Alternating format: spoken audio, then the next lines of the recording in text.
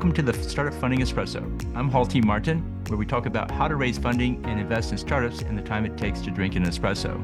If you have a question about startup funding or investing, please go to the website, startupfundingespresso.com, and type in your question into the chat bot in the lower right corner to receive an answer. I hope you enjoy this episode. Hello, this is Hall T. Martin with the Startup Funding Espresso, your daily shot at startup funding and investing.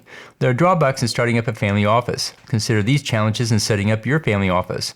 The upfront and ongoing costs can be considerable. These costs include the following. Hired professionals and operational people can cost a great deal in today's market. This includes not only salary, but also healthcare, payroll taxes, and more. This typically accounts for over half the cost of running a family office. Other costs include investment advisory fees, insurance, and trust fees.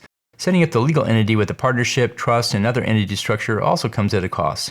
Some family offices use a fund structure for funding investment opportunities. Funds typically come with a fee structure.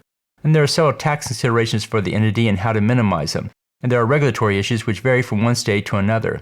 In setting up a family office, consider if there's enough money to cover the costs and associated legal and tax issues. Check to see if you can identify and hire the necessary team to run it. Finally, ask if you have an investment or operations program for generating a profit. Thank you for joining us for the Startup Funding Espresso, where we help startups and investors connect for funding. Let's go start listening to today. Hall T. Martin is the director of Investor Connect, which is a 501c3 nonprofit dedicated to the education of investors for early stage funding. All opinions expressed by Hall and podcast guests are solely their own opinions and do not reflect the opinion of Investor Connect. This podcast is for informational purposes only and should not be relied upon as a basis for investment decisions.